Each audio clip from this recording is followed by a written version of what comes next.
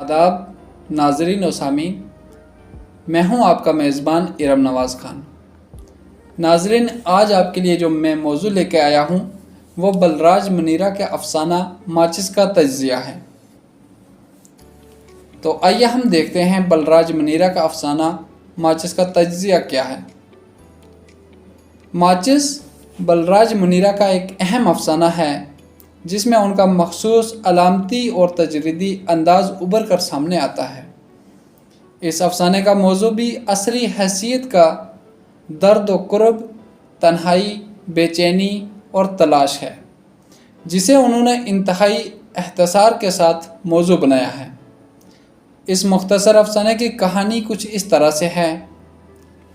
इस अफसाने का किरदार वो कि आँख जो है वो रात के दूसरे पहर में अचानक से खुल जाती है और वो गैर इरादी तौर पर जैकेट से एक सिगरेट निकालकर अपने होंठों से लगाता है और उसे जलाने के लिए माचिस की तलाश करता है। माचिस की तलाश करते करते वो पूरे कमरे को छान मारता है। माचिसें तो उसे मिलती हैं मगर सब की सब खाली होती हैं। वो किताबों की अलमारियों में देखता है, वाइट पेपर में देखता है, बास्केट में देखता है, पतलून की जेबें ढूंढता है, जैकेट की जेबों में ढूंढता है, सब कुछ छान मारता है, लेकिन उसे कहीं भी माचिस नहीं मिलती। घर की हालत इस तरह ख़राब छोड़कर वो ठंडी अंधेरी रात के 2 बजे माचिस की तलाश में घर से बाहर निकल जाता है। ठंडी सर्द रात में जहाँ हर तरफ खामोशी का दौर दौरा होता है, उस वक़्त वो घर से बहुत दूर निकल जाता है।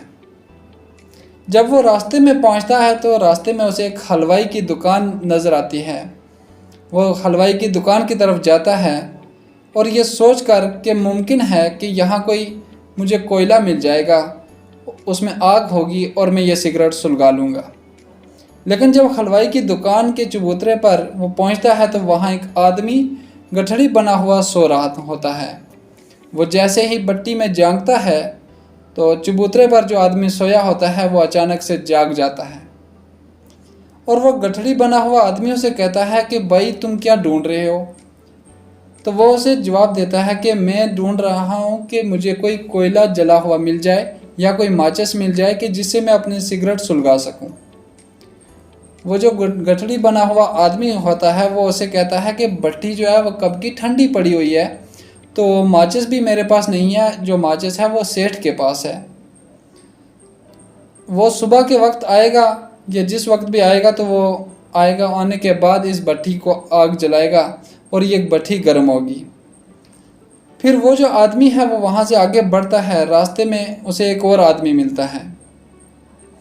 जब वो उसे ये पूछता है कि माचिस है आपके पास, मुझे सिगरेट सुलगाना है, तो वह आदमी जवाब देता है कि मेरे पास माचिस नहीं है, मैं इस इल्लत से बचा हुआ हूँ।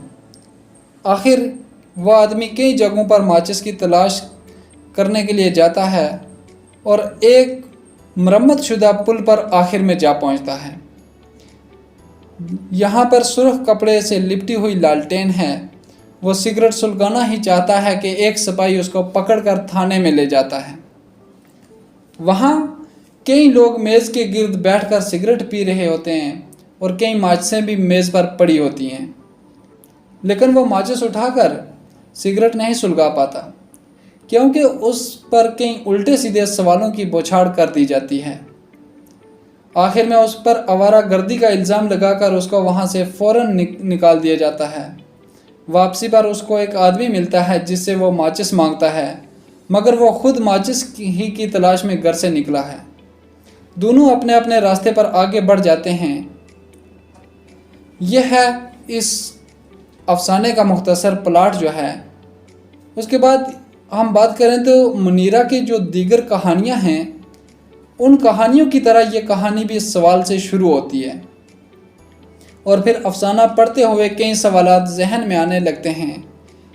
बेनाम मरकज़ी किरदार कौन है और माचिस कौन सी ऐसी पुरअसरार चीज़ है कि जिसकी तलाश में वो जो आदमी है वो रात के सर्द मौसम में अंधेरे में मारा मारा फिर रहा है। वो किस किस्म की गफलत से बेदार हुआ है اور بیدار ہونے پر اسے ماچس کی شکل میں کس چیز کی تلاش ہے جس کو حاصل کرنے کے لیے اس کی زندگی کا دار و مدار ہے۔ اس افسانے میں انسانی فطرت کی طرف بھی ایک خوبصورت اشارہ تھانے کے اندر کا ماحول ملتا ہے۔ وہاں لوگ سگریٹ بھی پی رہے ہیں، بہت سی ماچسیں بھی ان کے پاس ہیں، لیکن وہ ان سب ماچسوں سے اپنا سگریٹ نہیں سلگا سکتا ہے۔ تھانے کے لوگوں سے مراد ایسے لوگ ہیں جو مادہ پرست زندگی کے فرد ہیں۔ یہ لوگ داخلی قرب یا جستجو کی دولت سے بھی محروم ہیں، اس لیے ان کی ماچس سے افسانے کا بنیادی کردار سگریٹ سلگانے میں کامیاب نہیں ہوتا۔ اس افسانے میں صرف ایک تلاش ہی نہیں بلکہ کئی تلاشیں پوشیدہ ہیں۔ اسی طرح جس طرح ایک ماچس کی ڈبیا میں کئی تیلیاں ہوتی ہیں جن میں سے ہر ایک سلگنے اور سلگانے کی طاقت رکھتی ہیں، انسان زندگی کے معنویت کی تلاش میں سرگرم سفر ہے۔ زندگی سے بے خبر، بدن کی تھکن سے بے نیاز وہ برابر چل رہا ہے۔ جستجو اور تجسس کا یہ سفر کبھی ختم نہیں ہوتا۔ اس افسانے کا انجام بھی دراصل ایک آغاز ہے ہماری میکانکی زندگی کا۔ ہم اپنی زندگی میں کسی نہ کسی مقصد کو تلاش کرنے میں نکلتے ہیں اور جب تھک ہار کر پھر واپس آ جاتے ہیں جہاں سے زندگی کا سفر شروع کیا جاتا ہے۔ ماچس کی تلاش کو ہم اپنی زندگی کی کسی بھی تلاش سے عبارت کر سکتے ہیں۔ ماچس کا نہ ملنا بھی ایک علامت ہے جو اس بات کی طرف اشارہ کرتا ہے کہ زندگی بھر تلاش ختم نہیں ہوتی اور اپنی ذات کی تلاش کا سفر جاری رہتا ہے۔ ماچس کی تلاش میں انسان کے اپنے وجود کی تلاش بھی پوشیدہ ہے جسے اس نے جدید میکانکی دور میں غفلت کے سبب کھو دیا ہے۔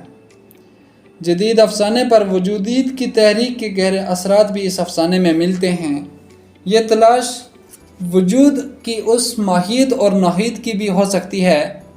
اخلاقی اور تہذیبی اقدار کے فنا ہونے سے انسان کی شخصیت کے ریزہ ریزہ ہو کر بکھر جانے کا احساس اور پھر اپنے گم شدہ ماضی کو پانے کا خواب بھی اس افسانے میں موجود ہے۔ بلراج منیرا نے اس افسانے میں جدید انسان کی کہانی پیش کی ہے جو ایک انتشار اور تنہائی کا شکار ہے۔ وہ انسان اندر سے کھوکھلا ہے، زندگی کی حقیقی خوشی اور حرارت سے محروم ہے، اپنے وجود کے حصار میں قید کسی شے کی تلاش میں کھویا ہوا ہے۔ افسانہ پڑھتے ہوئے قاری کو کردار کے پیچیدہ اور طے دار ہونے کا احساس ہوتا ہے، اس کا روحانی قرب، اس کے نفسیاتی مسائل، اس کی بے چارگی و اضطراب، اس کی ذہنی کشمکش اور انتشار ہمارے سامنے ظاہر ہو جاتا ہے۔ غرض کہ بلراج منیرا کی یہ جو کہانی ہے وہ اپنی تمام تر رمزیت کے باوجود ہمارے عہد کی ایک سچی تصویر ہے اور بجا طور پر ہمیں دعوت فکر دیتی ہے۔ یہ تھا بلراج منیرا کے افسانہ ماچس کا تجزیہ۔ مجھے امید ہے کہ آپ کو سمجھ آئی ہوگی۔ اللہ حافظ۔